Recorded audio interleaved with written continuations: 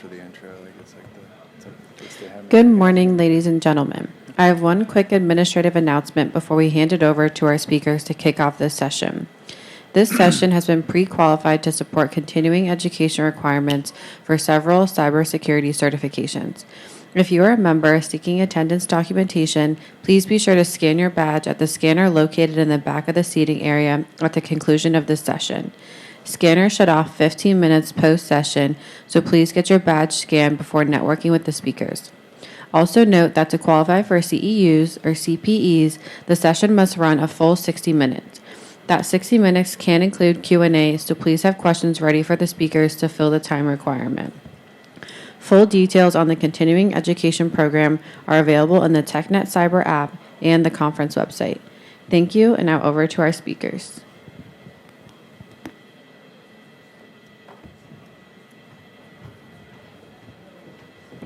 Good morning. Okay. I'm Shantae Russell. I'm Vice President of Membership at AFC International. I'm excited to welcome you to today's panel, the Emerging Leaders Disruptive by Design panel, Preparing for Quantum Threats, Securing Our Nation's Defense Through Post-Quantum Cryptography. For those who may not know, AFC's emerging leaders are made up of our members who are age 40 and under. I want to stress, though, that our panelists that are here with us today are not here solely because of their age, yet they're here because of their experience and expertise in their fields, and yes, they just happen to be under the age of 40. We appreciate your time and support of our panelists today. You're in for a great session, as our emerging leaders always have great perspectives on AI, IT, and cyber. As you heard, the session is approved for continuing education, so please be prepared with your questions so that you can qualify for, you can get your CE credits, and yes, scan your badge in the back there. So I'd like to introduce our moderator for today, Parker Woods. Parker sits on the Emerging Leaders Advisory Council as the Vice President for Internal Operations. Parker is a cybersecurity engineer for Equator Corporation, overseeing product development for Overwatch, a proprietary cybersecurity tool. Mr. Woods has also previously supported NASA's Science Mission Directorate as a cybersecurity engineer, taking part in NASA's SMD security study for the Deep Space Network and Huntsville Operations Support Center Lessons Learned activity.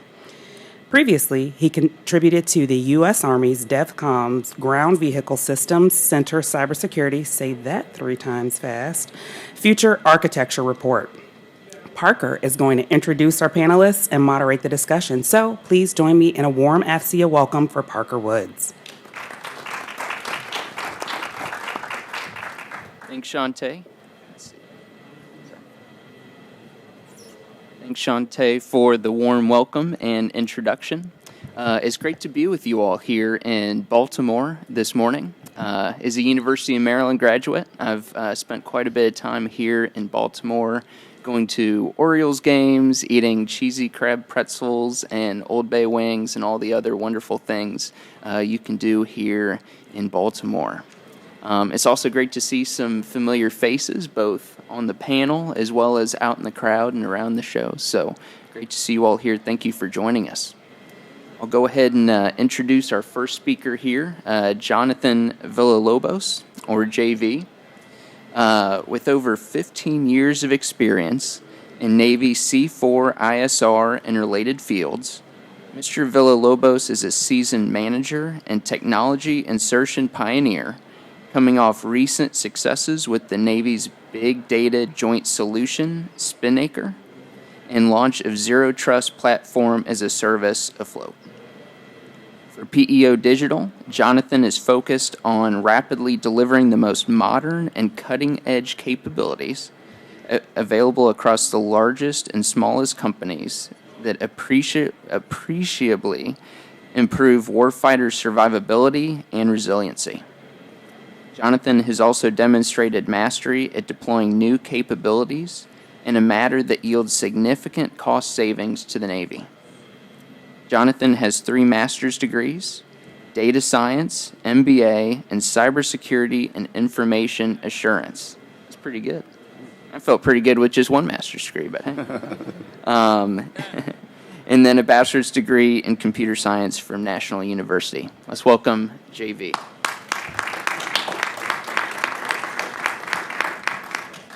All right. We're also joined by Greg Tomczyk. Greg is the CEO of Valor Cybersecurity, specializing in securing America's defense supply chain.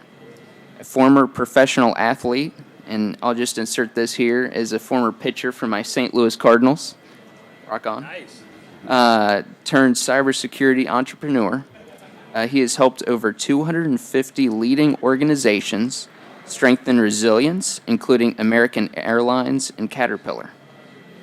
He is a trusted expert in the industry, serving as a live cybersecurity expert on ABC, Fox News, and contributing regularly to Inc. magazine. Greg is dedicated to protecting critical infrastructure that underpins national security. He also builds trust across the defense community and hosts the Connected Mindset live show, empowering leaders to thrive in an increasingly connected world. Let's welcome Greg to the panel.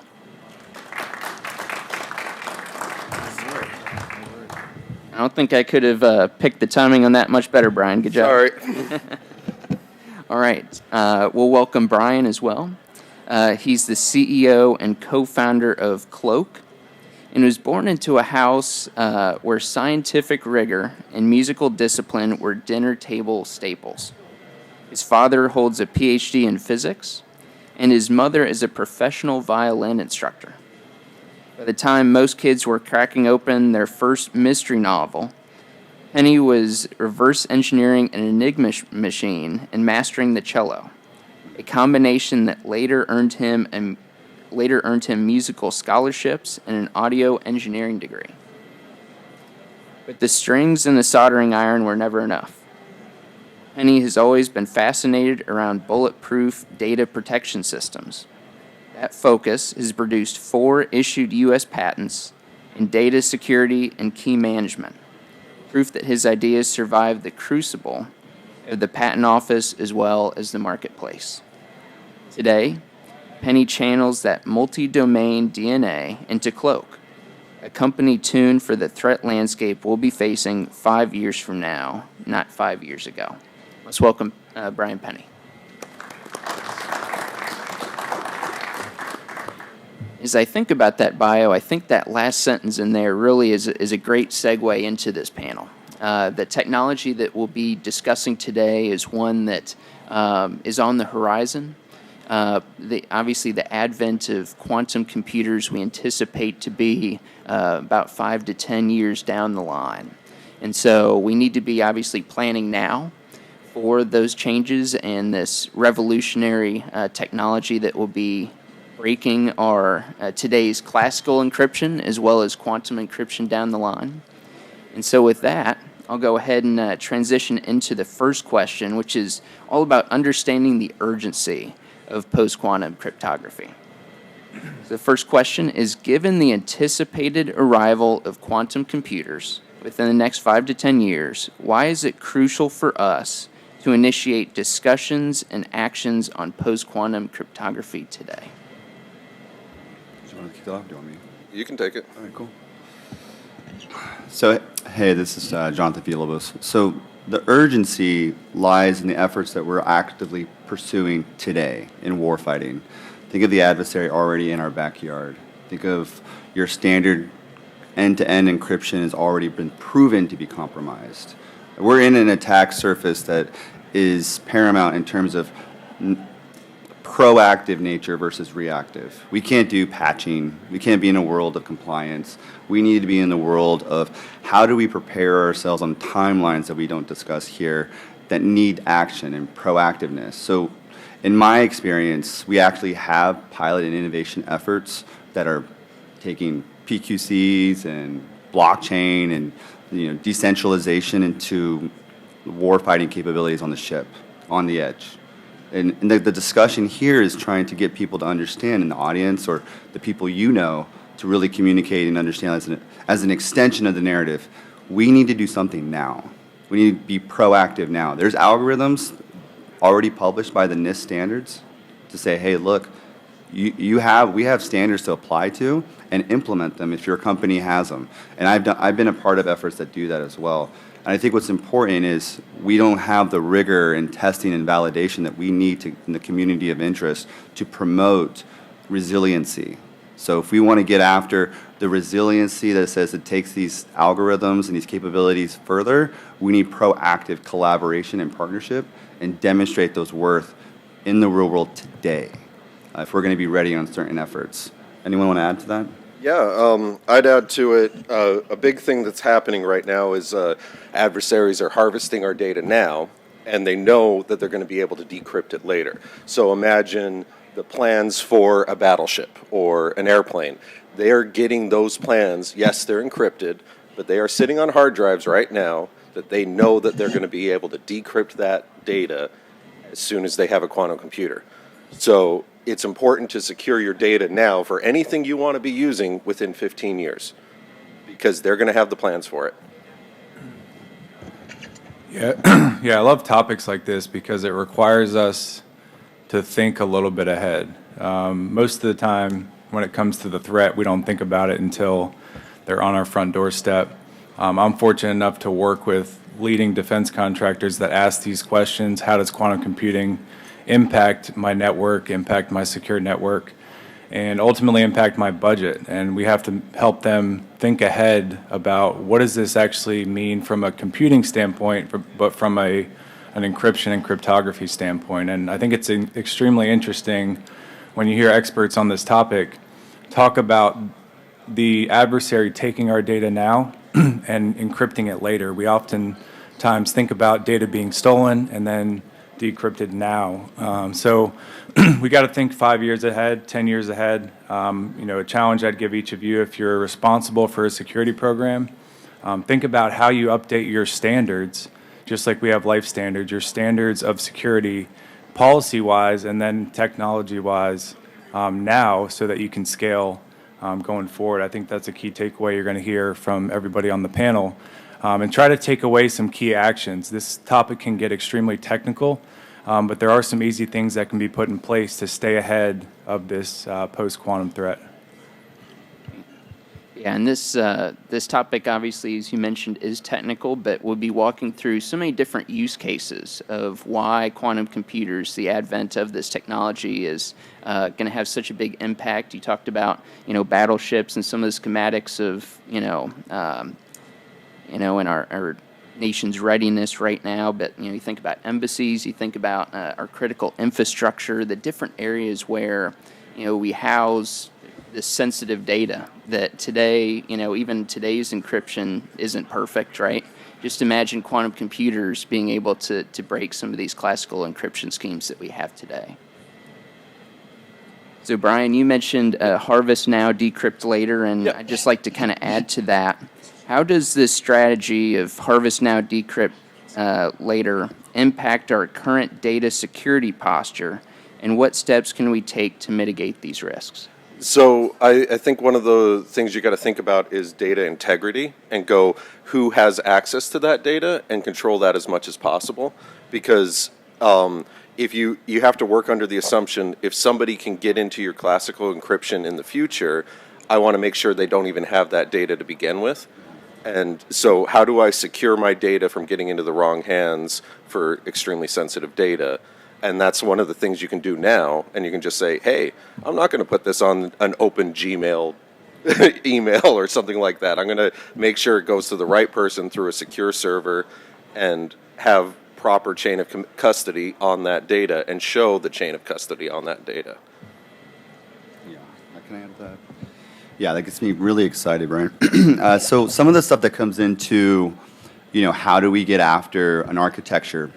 Some speakers yesterday, zero trust communication on platforms and providers, that zero trust rubber stamp that really got to an adoption strategy to communicate where you should migrate to or be a part of your solutions to be hosted. The micro-segmentation to get after this, perimeter defense-based approach is good. It's in the right direction. But we really need to kind of think about changing the architecture as a whole. Right? Think about your legacy and your modernization, your software-defined network, your WANs and LANs. The decentralization of these architectures, if you can change a paradigm, on the ecosystem, you change the name of the game. So I think what's really, really important here from a post-quantum cryptography or, you're implementing an attack surface that can be compromised. Like, hey, I have a solution. I'm going to put it on a ship. The ship's rudder is its own network. I didn't realize I just increased this attack capability on a surface. What are we going to do about this? Don't do a tech refresh, a software refresh. Consider changing the whole thing as a whole and how we approach the architecture implementation strategy. And if we can do that, become more, resilient between the communication, like decentralized verified credentials, the resistance to harden our abilities with the algorithms that we want to implement with, lattice-based cryptography or whichever, and actually get that implementation on those handshakes more resilient, then we're talking about changing the way we can rely on a firewall, a syslog server, and maybe consider cattle driving some of these concepts. We'll talk about that a little bit later. But to me, it's really, really important that when you start implementing capabilities out there in the world, especially in the government space, very siloed networks everywhere, proactively, don't think about colluging them together. Think about this post-quantum cryptography as an opportunity to can change the architecture as a whole. I think I want to add something to that, and one of them is we see it in the power industry all the time. Is a lot of these networks were designed to be air-gapped, and they say like, "Hey, all these OT networks, the command and control systems, we're going to keep them air-gapped and never have them on the internet." And so you go into a power plant and you'll see Windows 95 machines, for example. And now you see regulators going, "Well, we want to be able to remote monitor into that environment." So a system that was designed to be air-gapped is now being required by regulation to have a connection. And so it's one of these things, while you're designing these systems, you go, how am I going to design this system if I have to connect it somehow? And if I have to connect it somehow, how am I going to do that to mitigate my risk as much as possible? If you do that in your design phase or when you're in your redesign phase for a system, I think you're going to be in a better place than just going, oh, we'll keep it air-gapped. Yeah, that's right. Yeah, I love that topic because we think about regulation, then we think about security strategy, and sometimes those speak different languages. So we really have to think about strategy and how can we align our strategy with regulation versus how do we start with regulation and then try to find a strategy on the back end. I think a lot of times we get behind when it comes to advanced technologies like this because we align with regulation that doesn't have these future-facing protections in place. So we have to take accountability and make the choice to see this as a huge threat that it continues to get bigger and then put that into our strategy versus expecting the regulators, the government, or otherwise to get out ahead of it for us. So that's something we need to take accountability for as the owners of networks, as the security professionals that we all are. Wonderful. Yeah, I know a lot of technical engineers who I aspire to be one day and who I look up to have for years been talking about this next wave of post-quantum cryptography and the advent of quantum computers. But I really want to talk about how does the BD community, the business development community, what's the application here? What can they be doing right now to get ahead of post-quantum cryptography, start planning for this important technology, this new wave that's coming forward? Yeah, I think that's great. Okay.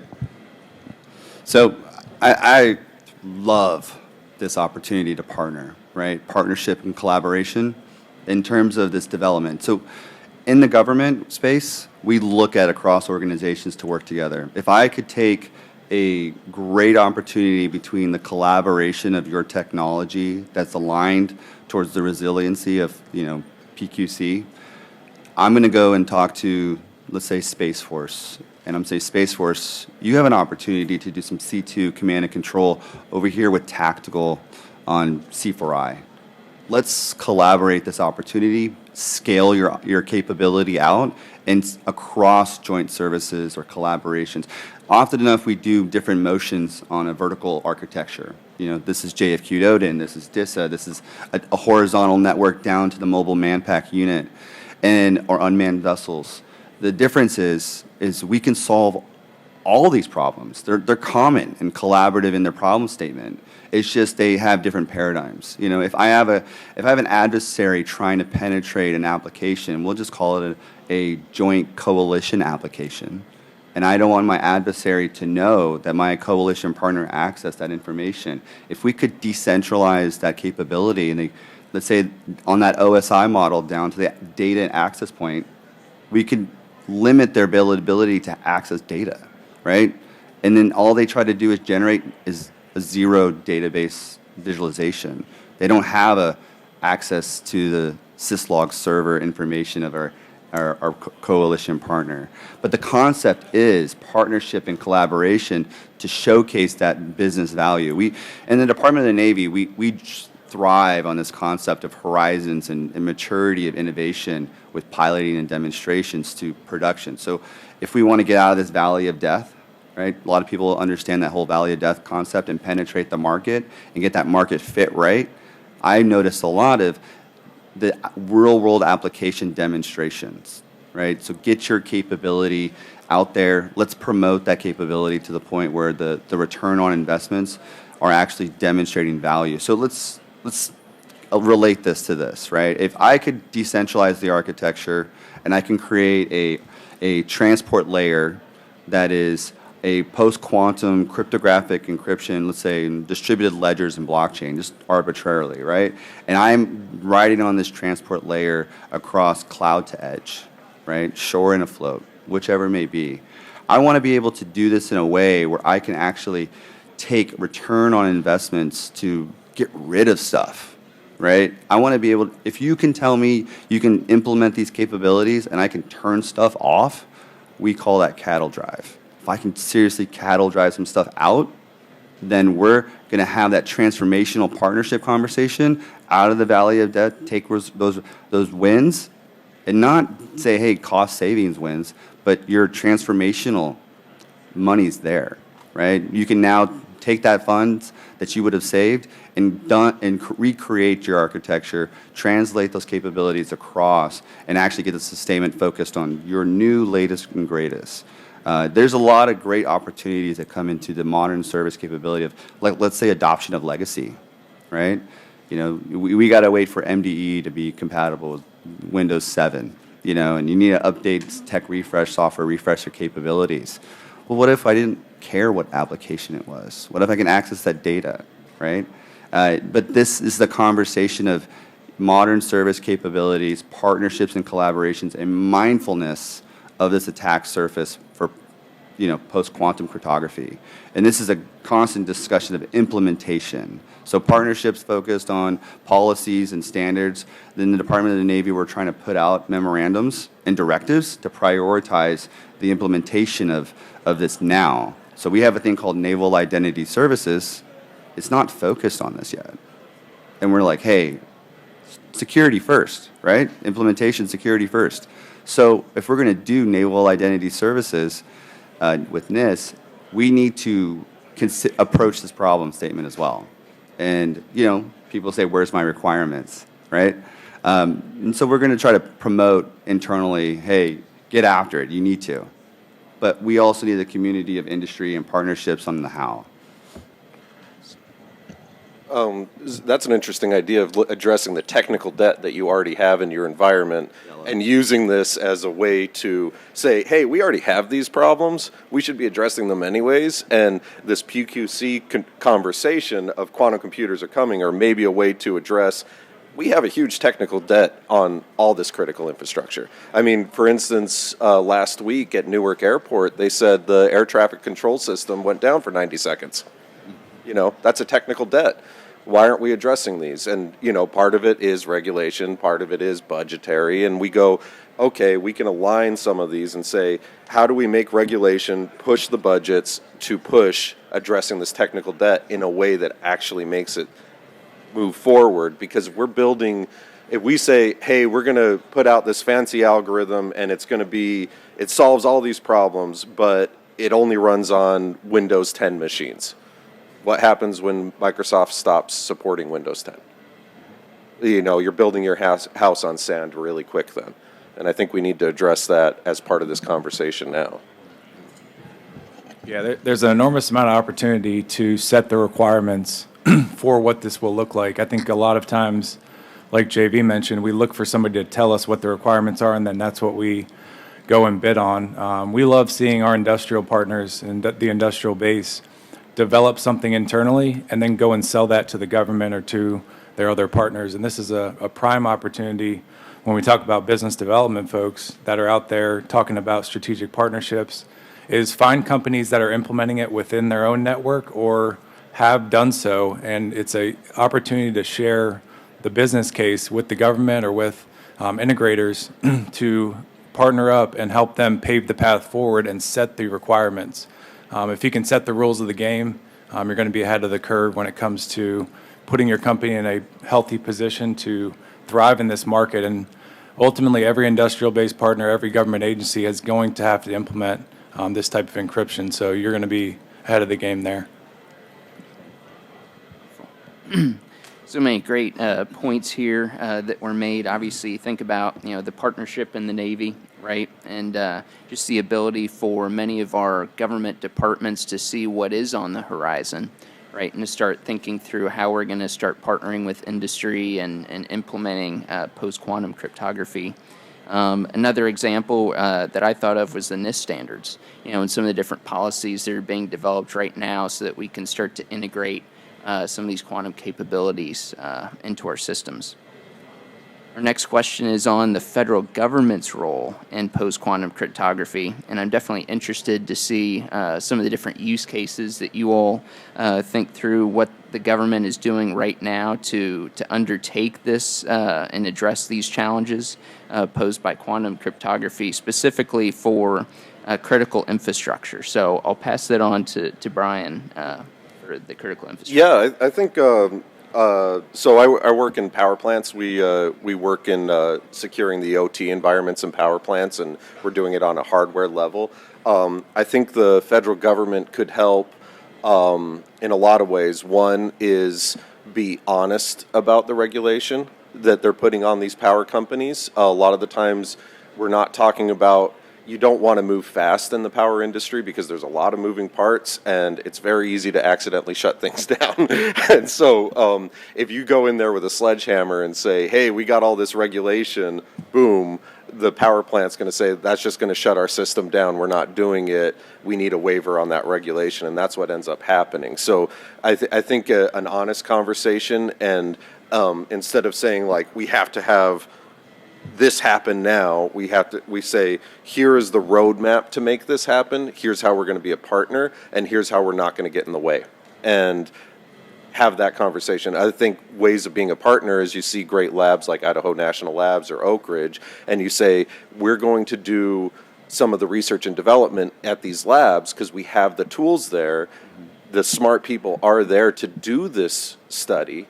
Why don't we have the national labs be a partnership with the power companies and say, we're going to do a lot of this testing, so it's not all on you to be in your labs doing this testing, because some power companies have a great facilities that you can test on all their equipment, and other ones, they're in rural areas that they have no labs.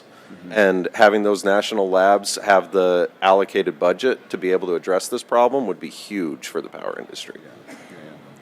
Yeah, I want to hit on some of the use case developments and the directives that kind of came out, at least on the areas that I touch. What's happened a lot is, the sensitivity with some of the IoT systems, and we have still a cyber attack surface that we call shadow IoT, right? The adversaries in our backyard, we don't know if they're just sitting and waiting in some cases. We need to access this and triage it, right? And in a very resilient manner. To be able to do that with the SOC analysts and the capabilities, we put out directives that say, hey, you no longer can be on an island. You have to be touched and connected. Yep. So how are we going to touch this critical infrastructure, and how are we going to implement the resiliency if we're already, compromised in a very cryptographic way? I have multiple efforts going on at the moment that really go after some of this access and availability, and also triage at the edge. Take your data center to the edge, access locally, bring your own bandwidth availability, and connect it securely. And this conversation is an inherent one where I've noticed with some capabilities specifically that are using distributed ledgers to put some resiliency between IL5 and 6, right?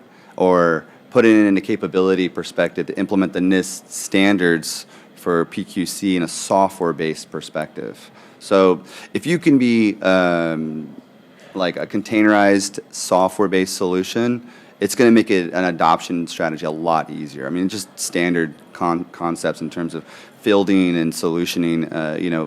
There's not a lot of real estate on a ship, right?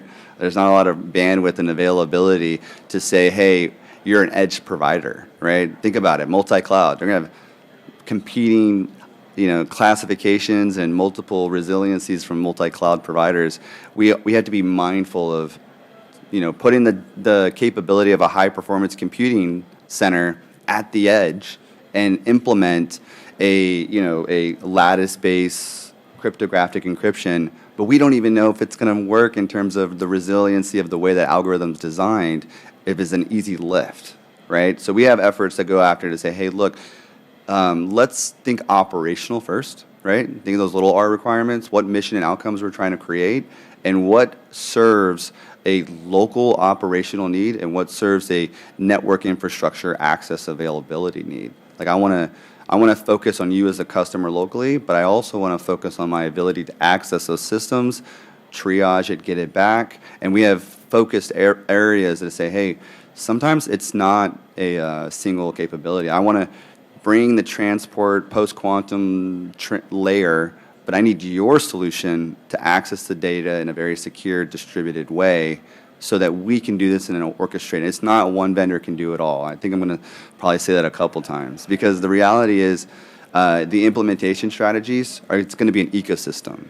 It's going to be a multi-dimensional system that allows us to get after the many mission outcomes that we want to create.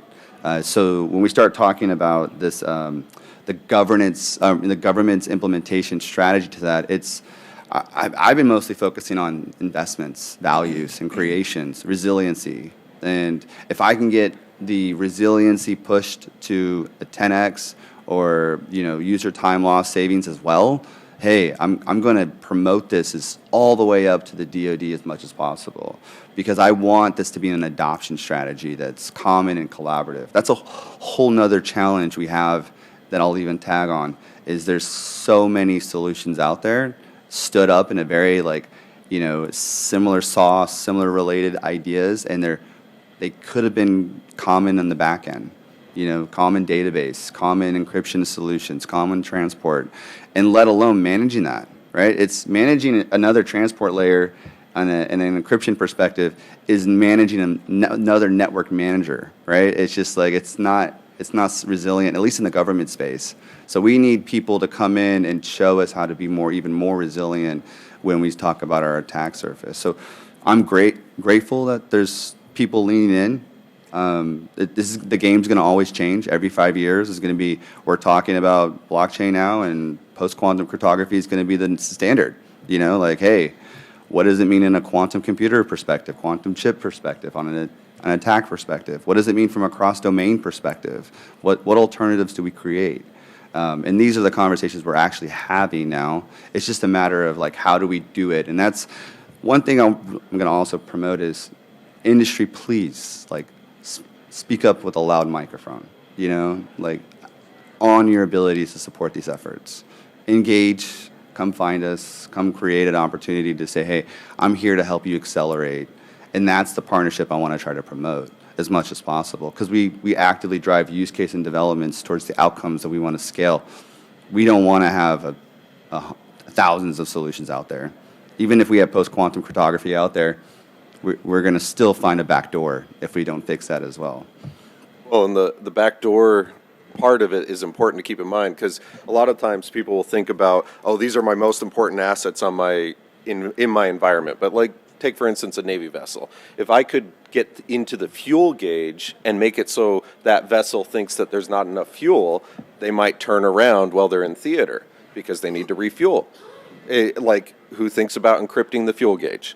You got to think about the whole system and go, what's my attack surface on this entire system? And it's like he was saying, is you got to have edge capabilities. You can't centralize everything, because what happens if somebody has a network tap on my network?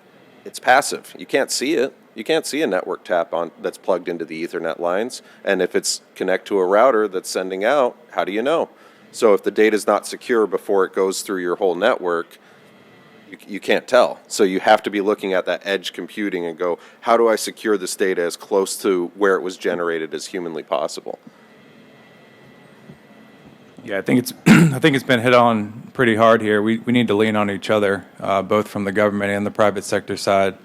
I think a lot of the times, we look for guidance from the other party, and I think when we're supposed to know something, when we're a technologist, when we're a security engineer, and we're supposed to know about IoT devices and operational technologies and high-performance computing, it's hard to ask for help.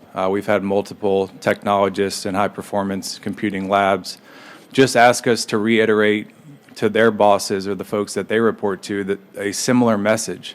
And sometimes that's all they need to be empowered to implement something like this, is just to have somebody else to lean on, to support, and to ask for help. And I think that's really where the private sector and the government can come together, is folks from the government and the private sector being able to ask questions when they need help, kind of putting the ego aside so that we can get out in front of this versus fighting against ourselves, which is oftentimes what we do in this space, whether you're talking about smart cities, smart military bases, talking about advanced technologies, or you're talking about IoT and OT. So I think from that standpoint, we really just need to lean on each other and ask for help when we don't know. And I think that's hard for us to do because we value ourselves for what we know and that expertise we're supposed to have. Great. Thanks, Greg. So this next question is going to be going right back to you.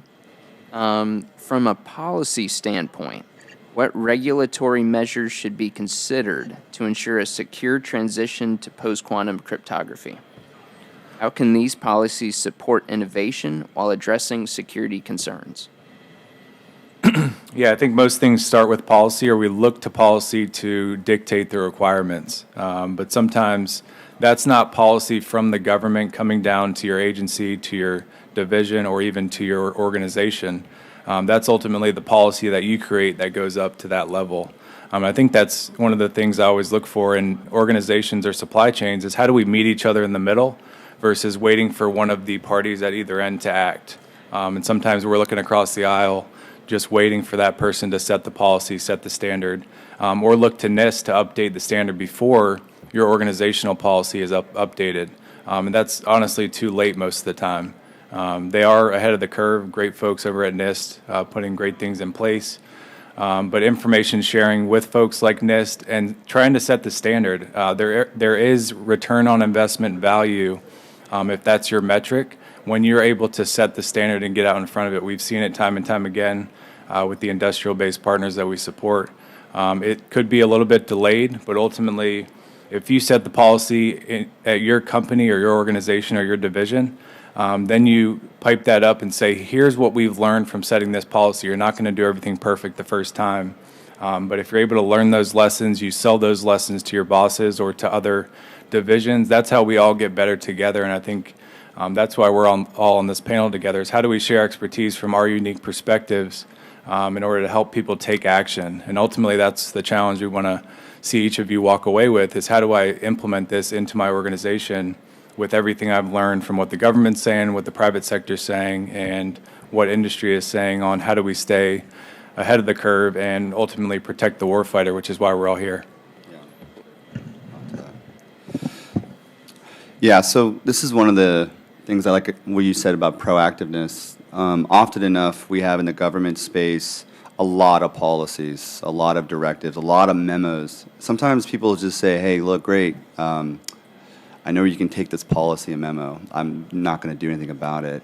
But the realities that fall into change today, where I call it the tectonic plates are shifting to where we are today, we're changing the culture on that. We really are. We're changing the culture to say, hey, look, we need internal people that are proactive versus reactive, because we can't wait internally in the government space for folks to force the hand. right? Think about it in terms of like, well, what was the policy intended for, right? What was the policy created? It was to really take people to understand a framework or given a direction on what they should do in a guided way, but really drive action, drive outcome. And the thing that I really like the most about this conversation of, creation of use cases, development, partnering with industry, and talking about policy is that feedback loop, right? Generating that feedback loop from a community of interest perspective to change policy, to look and feed back up to the sponsors and the people that push policies to say, hey, look, that's great. Here's a better opportunity. Here's the way we need to drive this direction. It's a connection that I would love to continue to create, because when we start becoming this like scaling outcome, think of like, GitHub back in the day, open source community. The open source community pushed and evolved the capabilities that come out of your software suite, right? That's the creation I would love for policies to get that, instead of, hey, here's a requirements review board, here's a submission, here's a directive, and another vicious cycle of iterations, and it's next year we're talking about it, and where's my money, where's my funding to do so? It's actually given towards the community. It's actually, that's the noise. That's where we need the warfighter, that's where we need the industry to be loud at the top of the mountain and promote this all the way up to drive policy in a way where it's resiliently updated, communicated. Because I'm often enough going like, okay, great, here's requirements, here's policy, more than enough requirements out there. You can imagine, what do we really want to accomplish? What's the underlying capability we need to directly push? And then how do we get that back? That's a hard one. That's really hard. Like, how do we get that message and narrative back? Because really, it becomes a success story, a win. And we get excited, we publicize it, we put it out there, and that's great. But we're losing some of the content, right? Like, okay, what was so special technically? What was so resilient? What does that mean to the policies? And how do we push it back? I think that's one of the things we can probably even improve on. Yeah. I'd like to add on the policy thing, one of the things with quantum computers is there's a lot of unknowns. We know that they're going to be powerful. We know a couple of the algorithms they're going to use to crack our cryptography, like Shor's algorithm is going to crack anything involving prime numbers, right? But we have to be honest that we don't know exactly who's going to invent what once they have these things. So we have to build into our systems agility, and we have to be building in a willingness to pivot when we find things out. So I think from the day one, we have to say crypto agility, the idea of being able to swap in and out different parts of your cryptography and your security is super important. And being honest and saying, hey, I don't know for sure in 10 years that a quantum computer isn't going to crack this, so I want to build it with the ability to have those building blocks moved in and out. Yeah, lift and shift. Yeah. Interoperability. Yep. You want anything? As someone who's supporting NASA now in more of a PM role, I like to hear you say the word agility there, right? You think about the iterative development that will be required from a software perspective to constantly be improving and taking steps to address new requirements and new challenges, obviously, in the field once we start knowing more and more and get closer to the advent of that computer. I also want to think about the larger picture and the impact of post-quantum cryptography on, we'll say, the supply chain. What kind of supply chain dynamics and do you foresee with this post-quantum cryptography solution? Oh, I can take it. So one of the things that you're going to see is you need more compute power to handle a lot of these algorithms. And compute power equals chips. Where are the chips manufactured? Do we need to have more chips manufactured in the U.S.? Like right now, for instance, a lot of stuff I build is on FPGAs. FPGAs are all built in Taiwan. And they're great, and they're amazing, and they're super handy, and it solves some of that edge computing cost you're talking about, because here's a chip that can run on the edge, that's low power, that can do quite a lot of parallel processing, that you can pre-program in, but they're not made in the U.S., and we need to be honest about that supply chain. Is we don't control a lot of things in between Taiwan and here, and how do we go be honest about where these chips are manufactured, who's sourcing them, and then who's building our PCB boards. If somebody puts a sniffing device onto a PCB board in the manufacturing facility, how do you know it's on there? Where was it manufactured? Those basic questions. I see a lot of people skipping that question. Yeah, security continues to get more supply chain focused. We've seen it with CMMC in the industrial base, with HIPAA and healthcare. Some of those industries that are needing higher security. I think a lot of times it comes down to a conversation to create less friction. When we think about encryption and cryptography and quantum computing, we think about the friction it's going to create when someone that you're doing business with or that's in your supply chain is not doing it. So I think it starts with that conversation on how do we all get on the same sheet of music, whether it's industry or the government, to create a supply chain that has a sound baseline standard. And I think we're still getting there, which is very interesting because most of us feel like we're already there because we're in the defense space and they're the most regulated space from a security perspective. But what we see when we work with industrial-based partners is a lot of their subcontractors, maybe even their prime contractor, hasn't thought about this topic. So if you can think about setting a standard across your supply chain, communicating it effectively, and then sharing how you actually went about it to save time and money in the process, people will actually go above and beyond to implement it because they have that defense mission and they're mission driven. But oftentimes we don't share that information with our supply chain partners because we see it as a competitive advantage just for ourselves. So getting off that island proverbially. All right, our next question will be talking about the integration of artificial intelligence and quantum computing. And so the question for the panel is, with the convergence of AI and quantum computing, what new opportunities and challenges arise in the cybersecurity landscape? How can we leverage this integration to enhance security measures? Okay, so from a practical perspective, think of automation, right? I mean, from an implementation strategy, what are we gaining, right? Some increased abilities to accelerate our workflows, increased abilities to accelerate our, inference on gaps in knowledge, the abilities to implement AI and our, machine learning. The difference here is that it applies in this application from a model implementation of your algorithm perspective. So if we have, some adoption strategy that goes into the mission outcome on the warfighting capability, that we're taking an accelerated approach of, hey, how is this implementing our abilities to predict the possibility of an attack from an anomaly detection perspective of an adversary, breaking this or accessing this system. We can start having those iterations internally in a lab-based connection, a connection from a high-performance computing center to operations, and apply these inferences through AI and capabilities, either at the chip layer or at the edge layer or even in the cloud in an ideal connected state, to be able to create the abilities to make decisions and accelerations on products and the implementations of algorithms that we want to kind of get to the point of creating an outcome we want. So like something mission outcomes, right? You have a local operational persona and you have a network manager persona. I want to take these capabilities out to the customer, and the customer has that capability to give us the information back to tell us, but we can't create that message very well.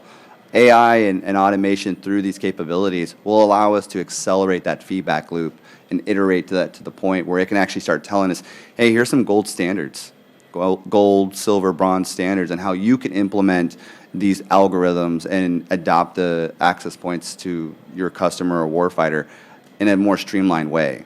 So there's kind of like this return on investment approach in itself to say, hey, I can take this from a resiliency perspective of implementing AI from a cybersecurity anomaly detection, or I can take this from an operational function and say, hey, look, am I implementing something that's actually valuable to my mission outcome? And I found that to be really helpful to, let's say, dashboards, locally common operational pictures and visualizations that we're trying to create from our end user perspective, and having that AI implementation to accelerate our abilities to do that. Because that feedback loop is delayed as much as you can imagine.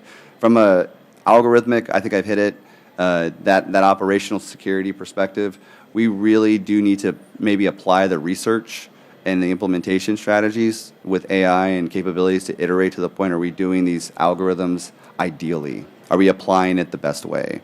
Is there a more effective way to do this? Because the lift can be large from a key perspective, and the implementation can be complex on some of these hash algorithms, some of these polynomial algorithms that create a lot of different nuances. Yeah, I think another big part of AI is going, hey, these are new capabilities, and take, for instance, AI agents that could be red team testers. So you build AI agents that can go and constantly test your environment and probe your environment, and then have that feedback loop to an AI agent that says, oh, I saw this hole, okay, feedback loop, patch the hole, and then I'm going to let a human know. But it's how do you set it up in a way that the AI agents can't run amok inside your environment if you're having them red team test the whole thing? I think that's one of the things we got to be honest about. Is this is I've seen a couple of really cool companies starting to do that, and the problem is they get going and suddenly your system breaks and you don't know why, because that feedback loop wasn't quite fine-tuned enough. You know. Yeah, I love to use quotes in these on these topics. You know, with great opportunity comes great challenge. It's an amazing opportunity from a cybersecurity standpoint to use AI and quantum computing because it helps us connect the dots quicker and more effectively. It also does the same for the adversaries. So when we think about how these two topics of AI and quantum computing converge, and as they converge, we're connecting the dots faster, we're seeing threats quicker, but the adversaries also using this as a way to do the same from the other side. So I think it calls for a heightened sense of actually implementing this type of new standard of encryption and cryptography, because if they're already in our networks and they're going to get in quicker, if we can have some of the strategies we've discussed today, microsegmentation and agility, I think it's really going to set us up to take advantage of those opportunities and minimize the challenges before they kind of blow up in our face. Great. All right, we have one more question for the panel, but I wanted to point out the microphone there for anyone who would like to speak up and ask a question of the panel. Would you like to ask now? Okay. You go. So just real quick, since we're a little bit limited on time, we want to think through what actionable guidance we have for our IT administrators and those tasked with actually implementing and carrying out this post-quantum solution. And so if you could just briefly kind of think through and share a little bit of guidance for the audience, that'd be great. I'd like to start, yeah. So call to action, I think, is really a proactiveness on industry, a collaboration with government and industry communication. We've taken it from the Navy perspective to do this pilot intake forum. Great. We need more of this proactive, out-of-the-box thinking and collaboration, not product market fit discussions, but partnerships in terms of getting after the implementation strategy of things.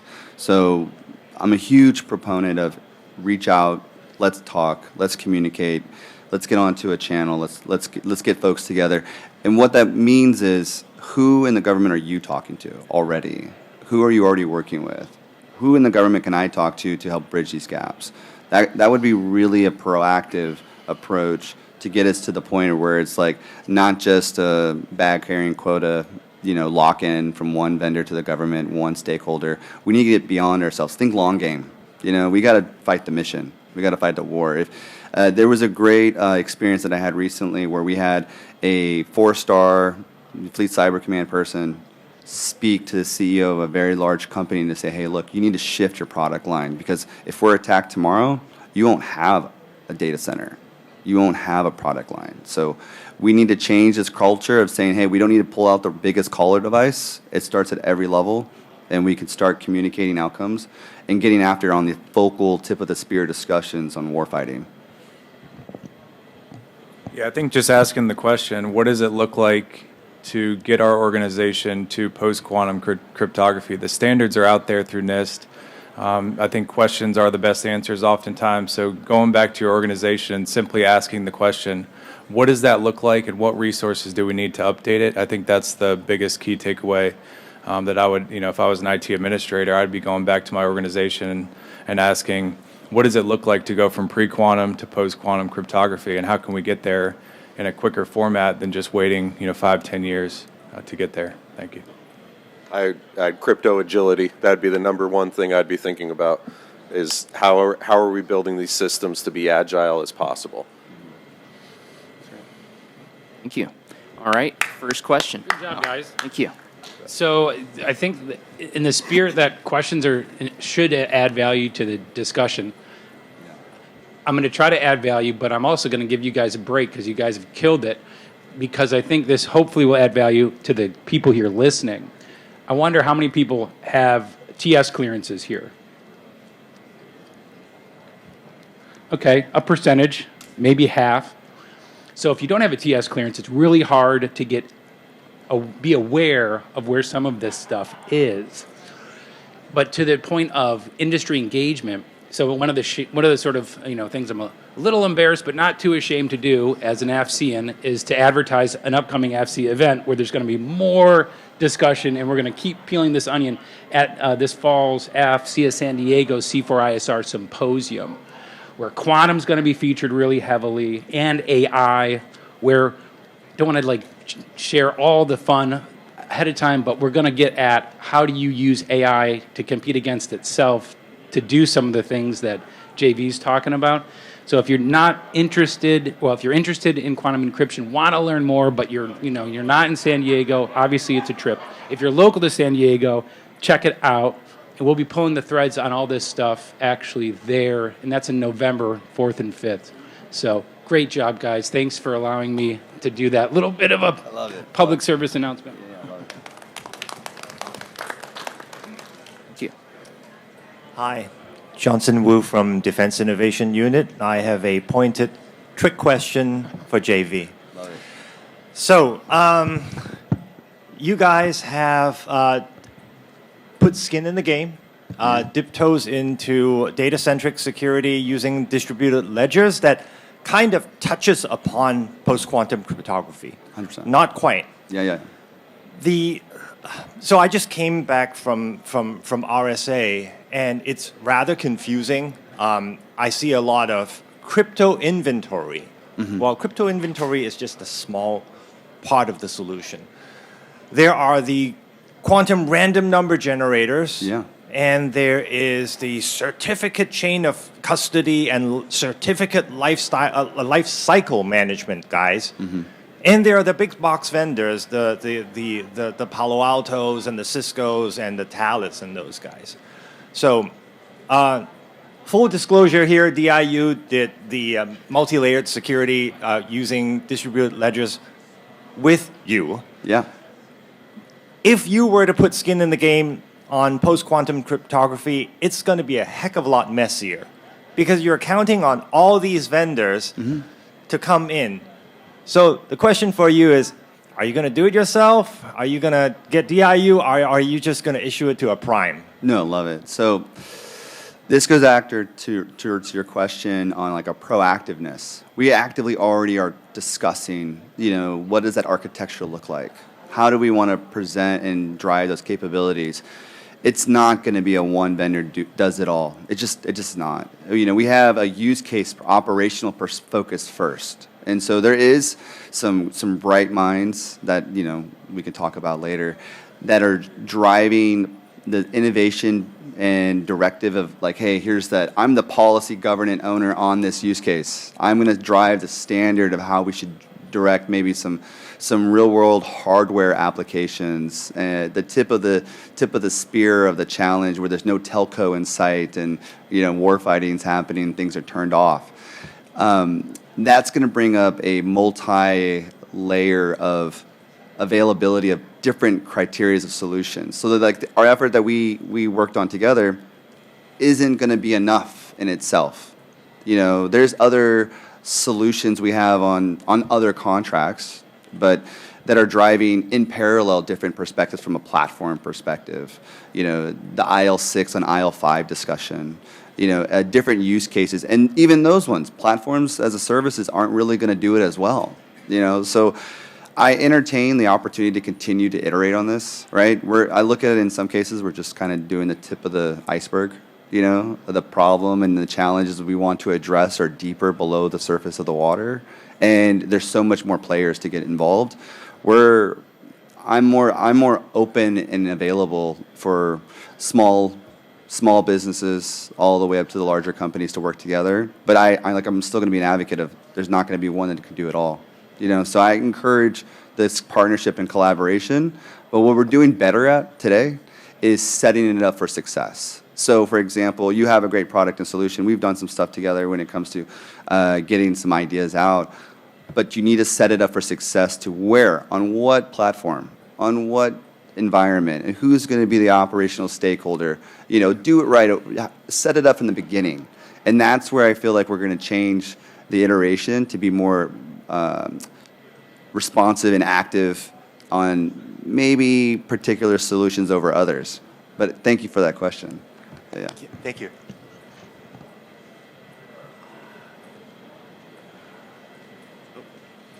Morning, guys.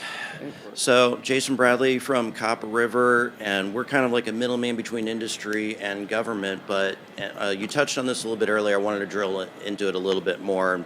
Please bear in mind, I'm not technical. My VCR still blinks 12 after every power outage. So what is the most common theme of resistance that you guys have found when talking to the government about post-quantum cryptology, and what has been the most, I would say, successful conversations or successful theme that you guys have used when it comes to convincing a government official that this is what they need to be doing? Yeah, I'll take this one. Okay, unless you have something to add. I could say part of the problem is the technical, you know, a lot of the times technical people, we talk up here and it's hard to bring it down, and it's hard to find that middleman conversation between technical and government and regulation a lot, but I'll let you go. Yeah, no, that's great. And you bring up that translator in the middle conversation, right? Like in some discussions, depending who's in the audience, sometimes you need a crayon and coloring book, you know, to translate, here's the roadmap, you know, and how do you connect the dots?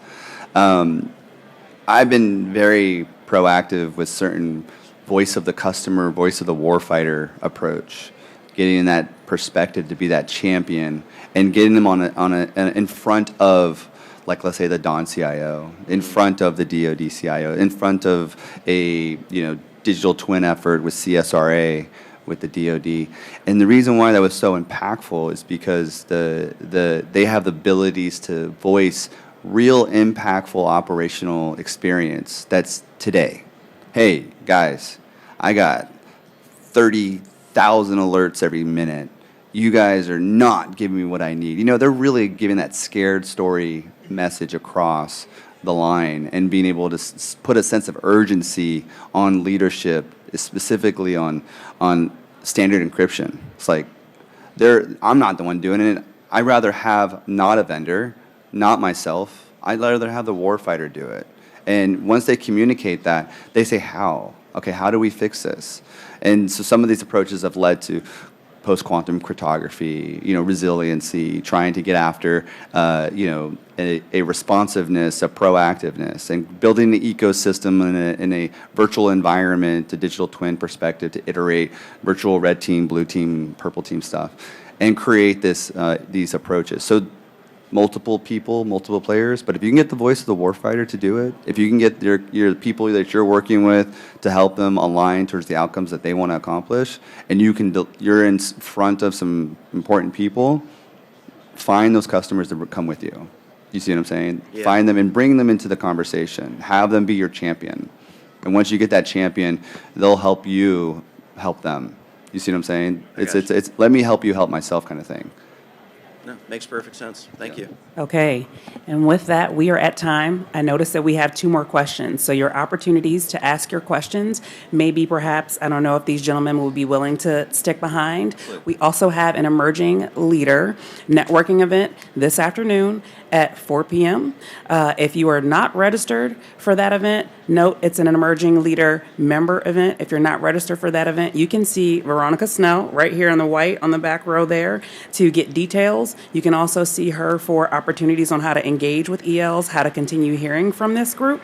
I really appreciate you all offering your expertise to our audience today, and I hope you all have a great rest of the conference. Thanks for kicking your morning off with us.